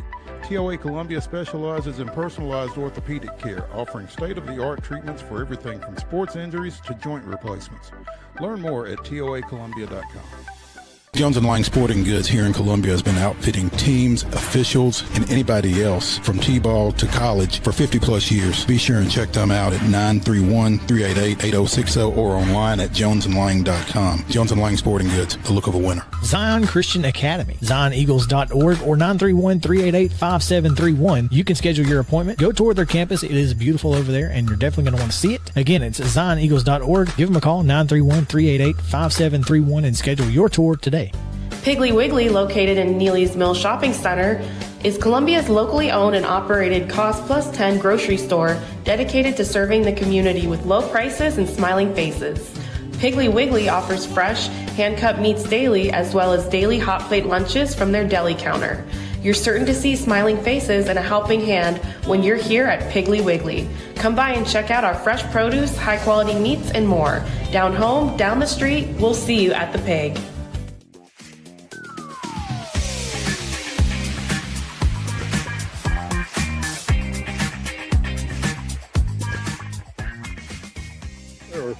site of the TSSAA Girls High School Basketball Championships. Welcome back to Wild and Wacky Wednesday. Here on Main Street Sports Today, presented by the Tennessee Orthopedic Alliance of Columbia. That's Wade Neely.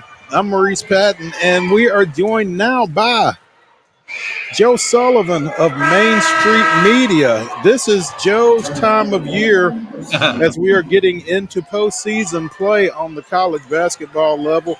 You got conference tournaments going on this week. We've got Selection Sunday. We've got First Four this time next week. Joe, you are in your element, are you not? This is what we call the high holy days. If you're going to rank holidays or times of year, if you prefer, it starts with March and then we go down to maybe Christmas after that. So be honest. Things got started with a bang on Sunday as Lipscomb clinched a berth in the NCAAs, their second ever, with their win over North Alabama in the Atlantic Sun Conference Finals over at Allen Arena. Has the euphoria worn off yet? Has it given way to, trying to prepare, even though you're still 4 days away from knowing who you're preparing for? It is. I think feelings are still high over at Lipscomb. I know we're going to be over there tomorrow morning to visit with Lenny and his team. A little media access before the tournament. See, they're big time now. And normally it's just me and Joey Dwyer. Expect company. Expect company tomorrow. Aside. It reminds me of my days as a sports editor in Asbury Park, New Jersey, when the New Jersey Devils would kick our photographer out of our normal position for the New York Times. Boy, was I angry as a sports editor? Does that make sense what I'm saying? It makes sense. It makes so much sense. I mean, when I used to cover UT, it was crazy how they would bend over backwards when Sports Illustrated or USA Today or somebody would show up when it was, normally just us knuckleheads from here locally. So, yeah, I know exactly where you're coming from and probably said more about that situation than I should have. But at any rate, I should say I don't think that's going to happen, but I just think there's going to be a lot of attention on Lipscomb. I think that Lenny Acuff is a appealing story to a lot of people. Someone who coached Division II basketball for decades and gets his chance here at Division I with Lipscomb. It's in the middle of COVID, obviously made it more difficult to build this program, but he did it 6 years later. Here he is with a well-deserved bid. This team, I must admit, I thought they had packed it in at a certain time earlier this year. I didn't think they were going to get there. But I'll tell you, Jacob Agnodovic he took off. He really dominated, deserved to be Atlantic Sun Player of the Year. And in the Atlantic Sun tournament, Joe Anderson, their point guard, has actually lost his mind. He's had 28, 25, and 23 points. These are like career high area for him, and he's a fifth-year player. And suddenly, at this moment, he's scoring the most points he's ever scored. And he was 23 of 37 from the field, 16 for 27 on threes, and 10 assists. And he was the MVP of the Atlantic Sun tournament, deservedly. And he's a great kid. For anyone that hasn't seen him play, hopefully they'll watch the NCAA tournament game. He's a small, quick kid with a good eye for a pass, and he's making his threes now. And he really took him to another level. When you said that he lost his mind, sometimes this time of year, you need somebody to lose their mind to kind of push you through to that next level. And beyond Agnodovic, it seems like it's kind of been a different cast of characters for Lipscomb over the course of the season. And right now, Anderson is the hot hand, it sounds like. I can't remember if I told this story on your show, and if I do, I'm sorry for repeating myself. But I was there after a Lipscomb game. They had lost to Eastern Kentucky, I think it was. And I'm writing my story, and no one's left in the arena. And then here comes Joe Anderson out of the locker room. And then he pushes this apparatus under the basket where will return jump shots right to him as he makes them. Then he gets a rack of balls, and they just played a full game. And he had played over 30 minutes, and he wasn't happy with the way he played, and he was in that gym shooting jumpers after that loss. When I'm not sure how many players are that dedicated, and I guess it paid off by the way he's playing now.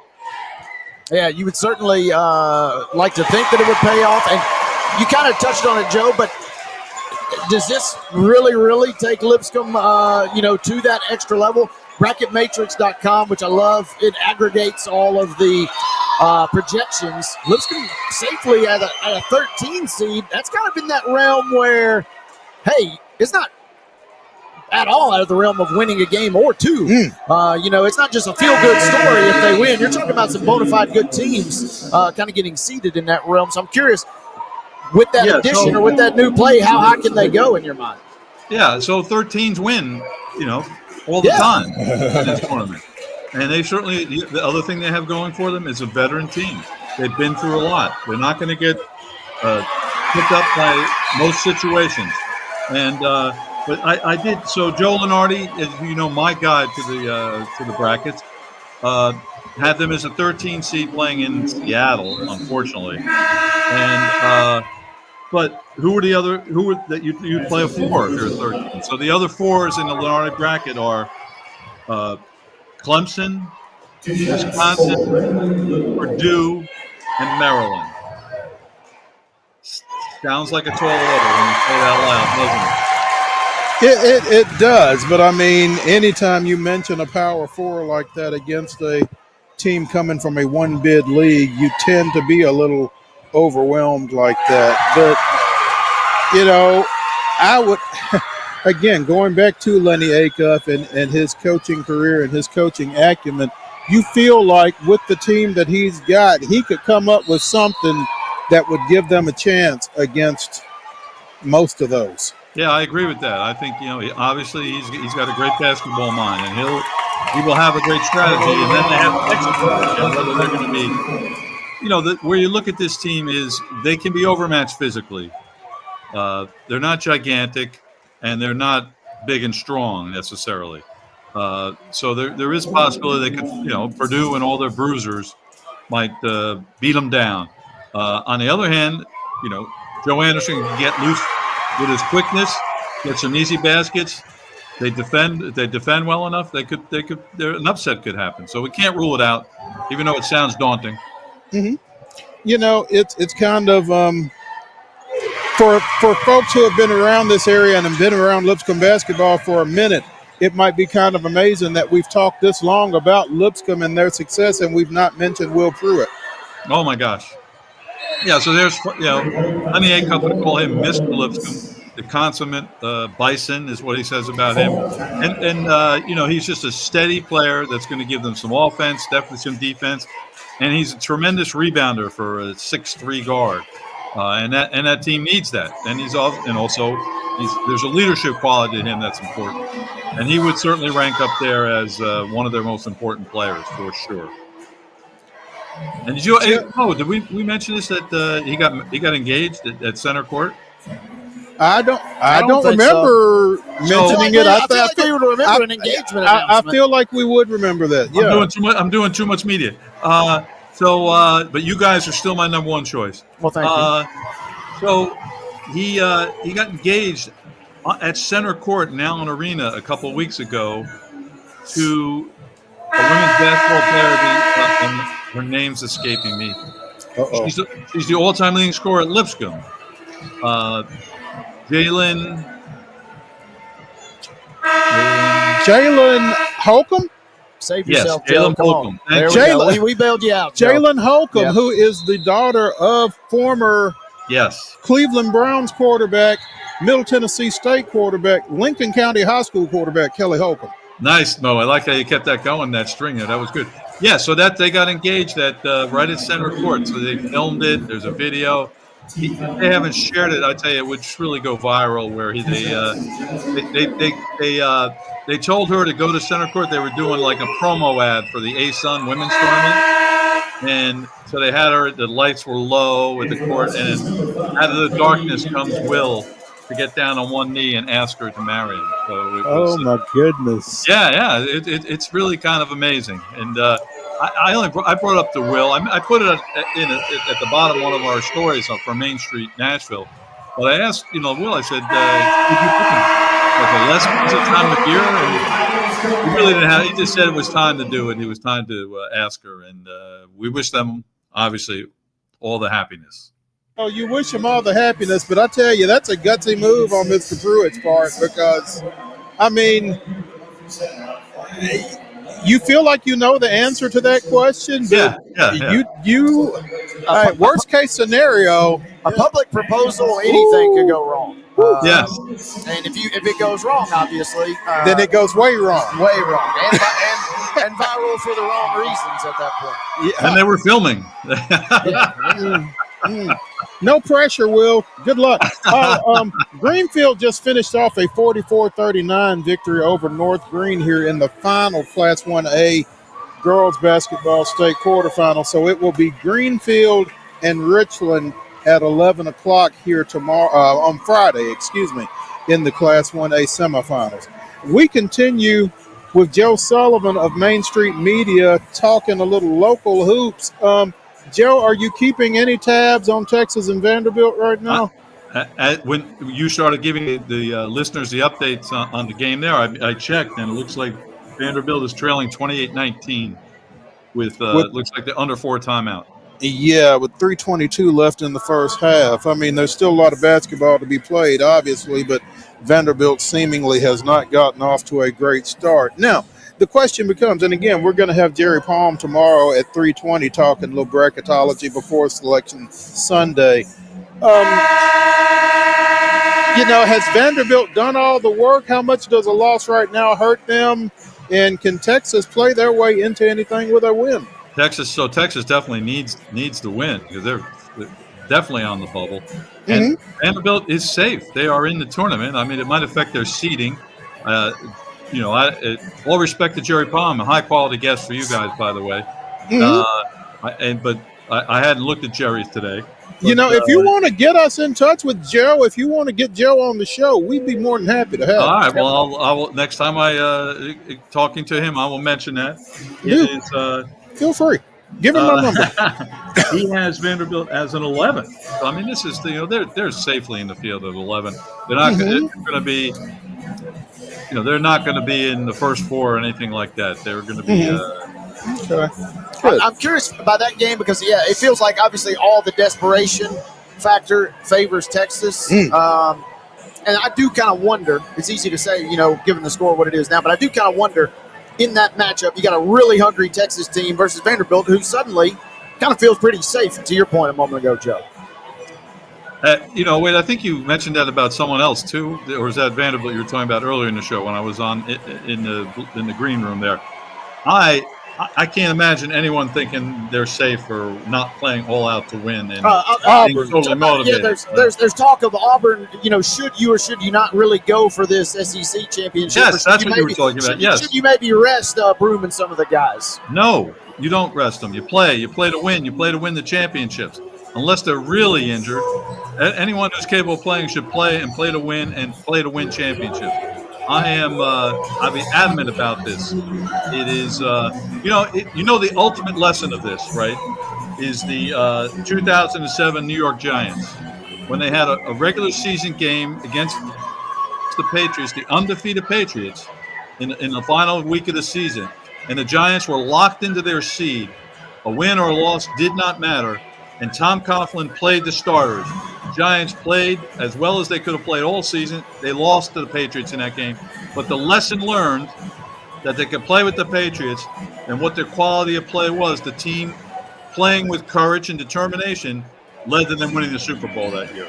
That's the ultimate example, and that's what Auburn should be, just like the 2007 Giants. We also saw, the 2024 Giants win at the end of the regular season and cost themselves the #1 draft pick. And that's good. So you want to keep going? Drew Lock goes off. What guarantee is there that a number 1 draft choice is going to be great? Is it any? Would the number 4 draft choice be just as good? Yeah. Of course it can. So why does everyone tie themselves in knots for those move up 2 positions in the draft? The best guys. Michael Jordan was drafted 3rd. Remember. You make a good point. One thing I will say, Joe, I could make a case for playing, obviously. I could make a case for resting. I feel like if you get Auburn, Alabama in the championship game, it don't matter if you planned on resting or not. You got to go for that one at that point, I feel like. Yes. Well, I feel you should go for all of them. Now, I don't mean people should play if they're hurt. You understand that. Right. And I think if Broom had not already kind of been battling through some injuries, none of this would even really be a conversation. If it was simply rest, taking some miles off of him, I think that's different as opposed to recovering a little bit from an injury. And I think Auburn goes for it. I think Bruce Pearl's too fiery to kind of go in the other direction, right? He's in my club. Yeah. There we go. Yeah. Joe, my Blue Raiders play tomorrow down in Huntsville.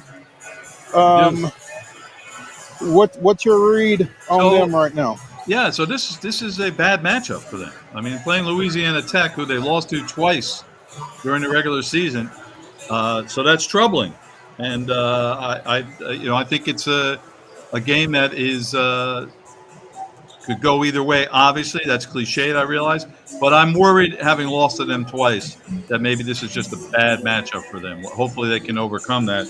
And then if they come out of that, they get Jacksonville State, who maybe we can agree Jacksonville State very beatable when they're not playing at home. And yes, yeah, and I think that's the key, getting them off their home court. Obviously, they do have Coosa Coach of the Year Ray Harper at the helm, but he's beatable too. So they will play. Now, did FIU beat Western? FIU beat Western last night, right? Yes, they did. Yes. So it's Jack State and FIU at 8 tonight. That winner goes on to the 2:00 semifinals on Friday against, as you said, the winner of Middle and La Tech tomorrow evening. So, Joe, it's tough to beat a good team 3 times, right? I've heard that. So we're going to play a team I know I can beat, even if it's for a 3rd time, huh? Yes. Yeah. There you go, Joe. We appreciate it. Hey, before we get out of here, I got to ask Joe. Wade's not done with me. Yeah, I know his answer. I'm already out of this. My beloved Vermont Catamounts have been eliminated. How about that? Maine, can Maine beat Bryant Saturday at 10 a.m. in the American East Championship, Joe? So I know the main coach, Chris Marquardt, who is a great guy, and he was an assistant at Northeastern for a long time and helped that program be very successful for a long time. Okay, now hang on just a second. Doesn't Maine have the brother of Cooper Flag coming? Next year. Okay. So Cooper Flag, it's his twin. It's his twin, but he didn't reclassify. Cooper reclassified up. His twin stayed in his class. So how good is his twin? Ace. Not as good as Cooper, obviously, but I mean, not as good, but supposedly a good player. He played at IMG too, and I think he was recruited, in the mid-major level. And they're from Maine originally. Mm-hmm. And by the way, did you see the video of Cooper Flag's mother when he dunked over that guy's head? Oh my God! If anyone hasn't seen it, just look at that. You got to apologize for it. But I love it. And she played basketball at Maine. Cooper Flag's mom. That's where she was a player at Maine, and that's where Ace is going. And so good recruit by my man Chris up in Maine. Okay. But I will say this: I picked Bryant last week, Wade, and I'm sticking with Bryant. They looked great last night. I was watching some of it. I know I don't have a life, and they almost scored 100 last night. They're the best team in the America East, and they're playing at home. I would expect them to win pretty easily, actually, and they'll be in the NCAA tournament. First time since 2016 that Vermont has not hosted that championship game. They hadn't made the tournament all those years, but first time they've not hosted the championship. So it's the end of an era, Joe. It is the end of an era, and so it's always higher seed home. Bryant won the regular season, and Vermont was second. And so, but Maine won at Vermont. Yeah, it just goes to show it's not a real good year for Vermont. When I say that, they had a good year, but it's not the sort of quality Vermont that we're used to. Maine has never appeared in an NCAA tournament. I feel Never. like I'm ganging up on Joe's Bryant squad here, but I'm rooting for Maine on Saturday. So that's American East preview there. I can understand why you would. The underdog story, yeah. Yeah, absolutely. Never been Maine, and it's and we, I've said this to a few people. Cooper Flagg's the first good basketball player to ever come out of the state of Maine. That's the only player I can think of out of the state of Maine off the top of my head. Now we want to talk hockey players. We get a few. The University of Maine has produced quite a few NHL players. In fact, I should look that up. So I need to write about this. I can, if they make the tournament. I'm actually. How can I say this? Doing a little side work for ESPN. I'm doing capsules of certain conference winners for their NCAA tournament page. Nice. Okay. And I have the America East. So I don't want to say anything with it. I've already written my Bryant one. But I probably should do a Maine one just to be safe. And what I'll do is figure out how many NHL players went to University of Maine and as compared to NBA players. And it would be whatever to zero. To zero. Yeah. You're on to something. That was the most Maine basketball has ever been discussed. It's the most America East basketball has been discussed. I think so. Yeah. I'm not trying to stump Joe necessarily. I'm just merely trying to tap into his vast knowledge of the Northeast. Without question. Joe Sullivan of Main Street Media joining us here on Main Street Sports today. Joe, we appreciate it. Thanks, guys. Now, will you be available next Wednesday, or will you be in Dayton? Both. Both. Okay. I will be in Dayton, and I will be available. And you will be available. Okay. Staying Sounds with some good. friends, and I will be. I'll be ready for you to give you a first-hand report from the first four, if Maine could be there. I'm just getting ready to say Maine will be playing. Yeah, I'm excited about St. Francis of Pennsylvania. I have a cousin. My cousin Kevin Quayle is a Franciscan priest stationed at St. Francis for most of his life, but he's not there right now. So I have a little reason to root for St. Francis of Pennsylvania.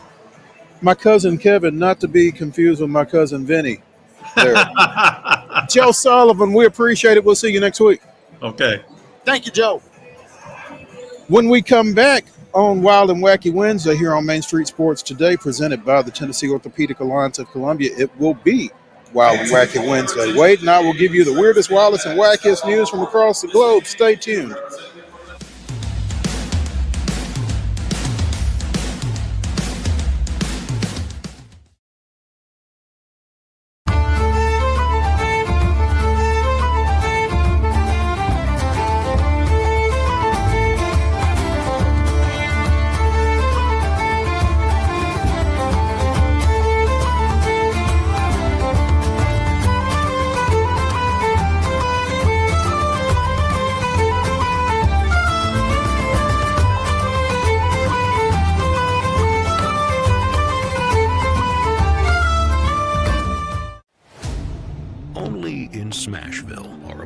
Welcomed with some good old-fashioned Southern hospitality. We'll give you a hand, cheer you on. Hey, we'll even leave a light on.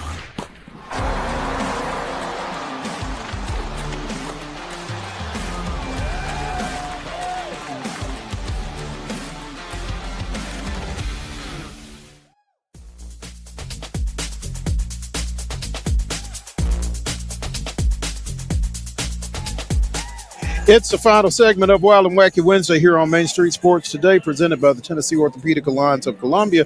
That means it's time for Wild and Wacky Wednesday. The weirdest, wildest, wackiest, and most wondrous news from across the globe. Let's start. Well, let me ask you, Wade. When you eat Cheetos, do you look at them? Or do you? Where is this going? Do you look at them? I know you used to work at the Frito-Lay plant down in Pulaski. Do you like examine your Cheetos, or do you just pop them in your mouth and go? Or do you eat Cheetos? I know you're a big CrossFit guy. Maybe you don't eat Cheetos at all. I thought you were going to ask some question of what do you do with the dust after? And you got to lick your fingers is the only correct answer there. Without question. But, it doesn't matter who's around or who's watching. You just got to do that. But, I take a look. My big thing is chips. I feel like I know where you're going with this, but I feel like chips you get every now and again. A weird talent of mine is I'm good at identifying states by their geography, I guess, by their layout. I've seen some unusual ones, and then everybody looks at me and they're like, dude, that's a Lay's. Why are you talking to me about the state of Nevada here? And I'm like, well, okay, I tried, but sorry. No, that's perfectly fine. So you're pretty good at identifying states. How are you at identifying Pokemon characters? I could maybe give you a few if it was close. If it's a stretch, I probably wouldn't be able to pull. I feel like I know now where this is really going, considering it's a Cheeto involved. Would you have been able to identify this Cheeto as a Charizard?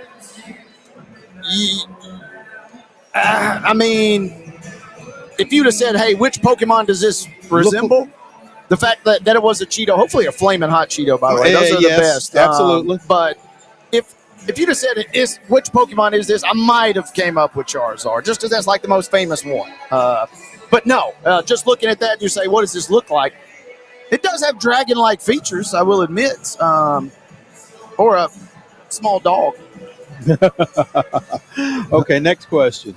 Once you identified it as a Charizard resembling Cheeto, would you have ever thought that it would ever fetch $87,000 at auction?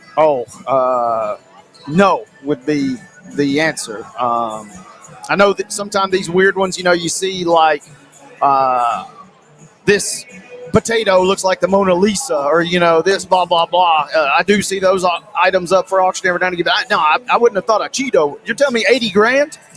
$87,840. Presented is a 3-inch long flaming hot Cheeto. Throw that back up, Mark, please. Presented as a 3-inch long flaming hot Cheeto in the shape of the Pokemon Charizard, affixed to a customized Pokemon card and encapsulated in a clear card storage box. The auction's description states, it was initially discovered and preserved sometime between 2018 and 2022 by First and Gold Collectibles. The Cheeto surged in popularity on social media platforms in late 2024. 60 bids came in on the Cheetozard. Now the Cheetozard kind of sent me right there. I don't know that I'm thinking $80K worth. I did look this 87. Up. Yeah, I keep shortchanging. You got taxes. You got taxes involved. You're really only getting like 40. The winning bid was $72,000 plus a buyer's premium, according to the art. Man, and so I had to look this up. Charizard is the most famous one, and his card is by far the most famous one. And I had to Google this because I thought I had a number in my head. But the first edition Charizard actual card, I guess I shouldn't be surprised. Apparently, Logan Paul bought this back in 2020, paid $420,000. So $420K. Well, I wonder if he bought the Cheeto. Yeah, if you're going to do that, you might as well buy the Flamin' Hot. You got to pair them together. The Cheetozard, man. Yeah. And what do you do with that? I don't know. And then, if the right person, or I guess the wrong person, buys it, what if you got your one friend that comes over? He likes to party a little too much. I'm hungry. He's rummaging through the fridge. I ain't got nothing I want. And then all of a sudden, boom. His mouth is open. He's drooling. There's a Cheetozard. And it's just right there on the wall for him to take. And then next thing you know, he's got a hammer out and your $90,000 is down the drain. And a $90,000 snack.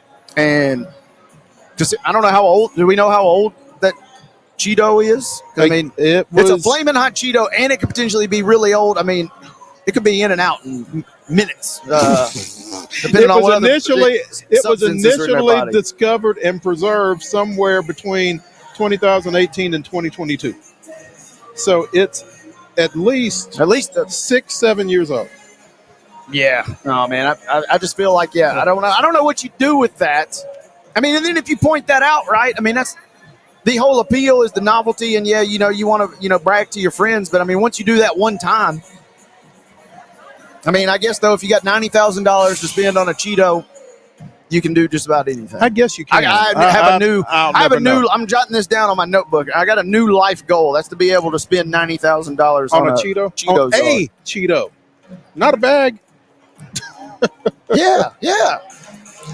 Oh, and I mean, imagine when you're unwrapping that thing too. Did you notice it like right here? Like you're about to snap his head off, and then all of a sudden, whoa. Yeah. That's what I'm saying. Do you look at the Cheetos? I don't know. I don't know. I could not tell you what a single Cheeto has looked like that I've eaten. But anyway, it was a good looking Cheeto, and Charizard is pretty iconic. So Mark knows. So at the Newark airport, apparently, there was a flyer who was going through security and was found to have a live turtle concealed in his pants by TSA personnel. Is that a turtle in your pants? Yeah. A turtle. I mean, my immediate thought was, is it a snapping turtle? I mean, that would. I hope he knew that it wasn't. Excuse me. A Pennsylvania man who was going through security at a New Jersey airport was found to have a live turtle concealed in his pants. The turtle was detected after a body scanner alarm went off.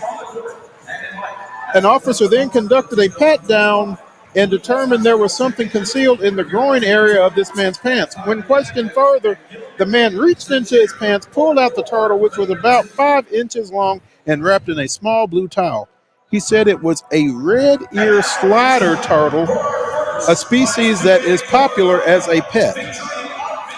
He was escorted from the checkpoint area, ended up missing his flight. The turtle was confiscated. It was not clear if the turtle was the man's pet or why he had it in his pants. The incident was under investigation, and it is not clear if the man will face any charges or penalties. I think the penalty of being found with a turtle in your pants and missing your flight is probably sufficient. Yeah, I mean, they kind of go hand in hand, right? Really, what more are you going to do to this guy? I mean, fortunately, he hasn't been mentioned by name, so people, unless they know him, won't know that it's the Turtle Pants guy. Yeah, that's... I don't know. And then, I'm visualizing the TSA agent. He takes a look at the guy, and then he sees, something's going on, and he looks back and he says, "Nah, something's up here." And like you said, a turtle just happened to be the culprit in this situation. He's like, this story ain't matching up here. Yeah, everything. This is wild. I mean, that turtle. I mean, he's got to go to the bathroom. Where did we say this flight was going? Didn't say where it was going. Just that he was in. Yeah, just that he was in Newark. I mean, surely it's going to have to go to the bathroom at least once. Yeah. I have many questions. And we talked about pets, or animals being smuggled for resale. I mean, this sounds just like a run-of-the-mill. I mean, he didn't want to check a bag, or what was the deal here? He just said, the old turtle in the pants trick. Isn't there some kind of way to transport turtles without smuggling them in your pants? That's never going to work, is it? No, I feel like no. It'd be an interesting TSA X-ray, right? What's going on down there? What is that? Yeah, but my immediate thought was a snapping turtle. I want no part of that. None. No. Anyway, that's going to do it for Wild and Wacky Wednesday. That's going to do it for Main Street Sports today, presented by the Tennessee Orthopedic Alliance of Columbia, as we come to you from the Murphy Center, site of the TSSAA Girls Basketball State Championships. We're getting ready for Loretto and McMinn Central in the first Class 2A quarterfinal matchup. A lot of basketball. We'll be here for most of it tomorrow and Friday, so be sure and come back tomorrow at 2 o'clock. We will be right here. We'll see you then.